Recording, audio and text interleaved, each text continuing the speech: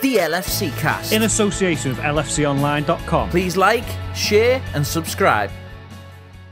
Hello guys, and this is the post-match discussion of the Liverpool versus Tottenham 3-2 win. What an amazing game. Oh my God, I can't believe it. Greg, how are you feeling?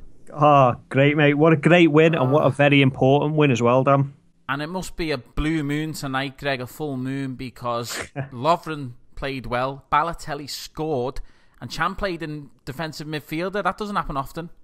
I know, yeah. It's good to see him come out of defence, wasn't it, and play in midfield when Lovren came on. Yeah, definitely. That was what we said before the game, actually, wasn't it? That we'd like to see that, and I'm glad that Rodgers made that gamble later on in the game. But let's talk about the game. Greg, how do you think we've done overall? I thought we were great. You know, I thought Tottenham were good as well. I thought both teams looked really lively. They were both up for it, which is great to see, because it's horrible when you see, like, when we're up for it, another team like Everton just defend. You know, it was great to see both teams up for it. Yeah, no, I completely agree. It was end to end, and I thought that we just edged it. I thought that we were playing brilliant football, but taking nothing away from Tottenham, they wanted it so much as well.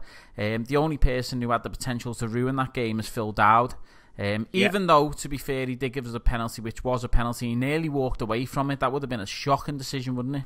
Definitely, yeah. If it wasn't for the linesman, he wasn't going to give it, was he? No, he's going to walk away. And also a few other things, like Gerrard's challenge that he got a yellow for. That was a yellow card, and then when Sturridge got brought down the same way, it was nothing. It was strange decisions for me. Yeah, definitely, you know, and the Gerrard tackle that he gave for the foul gave them the free kick.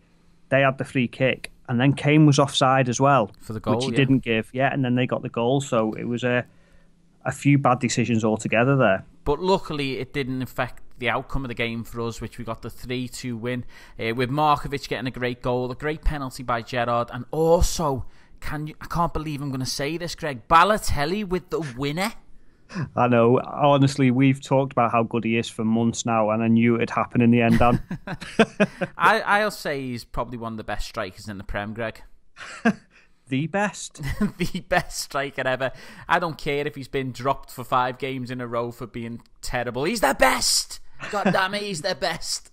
Yeah. No, joking aside, though, do you know what was good? It was brilliant play between Ibe and Lallana just before that goal, but he was there in the 6-yard box, which we've been saying, why doesn't he get in the box there? Why is he not in there? Why is he out wide? And he was there. That's exactly it. Rodgers must have been drilling into them. The next time you get a chance, you be in that box as often as you can, because when he is in that box, he gets goals. I mean, he did early in the season with his first goal for us, was he? Right in the box again. So he needs to be in there more. And also what I think Rodgers was going to be happy with is that he was actually running at the keeper and things like that to try and get, make them lose possession, which was great of him. And it was nice to see him out trying to get a goal, which was good. Which brings us on to our best performers. Who do you reckon had a good game, Greg? I thought Ibe was great. I thought Chan was great. Mignolet, his form's really improved over the last few weeks. I know he conceded a couple of goals there, but it's getting better and better, his form, and what a great save he pulled off. Well, he pulled a couple of great saves off, to be honest. Definitely, that was a great save, the one you're referring to with Lamela, was it, who hit it? And he just tapped it over. Yeah, amazing save. And I don't think he could have done much with the 2 goals, to be honest with you. They were out of his hands, to be honest with you. But I thought he had a great game. Another person who shone for me was Chan. In that defensive role, he's brilliant. He's got a great style about him. And when he was in that midfield role, defensive midfielder, the runs he was making, it was just sensational. Even Walker got frustrated at one point and threw him to the ground. Definitely, yeah. He's going to be a great player, I think. Yeah, a Rolls-Royce type of player. Rolls-Royce type player. So, in this podcast, we've come to the conclusion that Emre Can's a defensive midfielder. From now on, Balotelli's the best striker in the world. Forget Messi, Neymar, Suarez, Balotelli, baby. And also Mignolet is the best keeper in the world as well. So score predictions, Greg. No one got it right, did they? Not even me and you. Oh, not even me, Dan, or you. And we usually get it right every week. Every time. No, so we'll move on to the man of the match. Greg, who was your man of the match? I think, we discussed it before, didn't we, Dan? And I think we're both going to give it to Chan, aren't we? He was great. Yeah, Emre Chan for us, just such a great player. He's got so much about him and he's got so much strength. It was close, though, between Jordan Ibe and also Mignolet. So we thought them two had two great games as well. But Chan just edged it for us. He had a great game.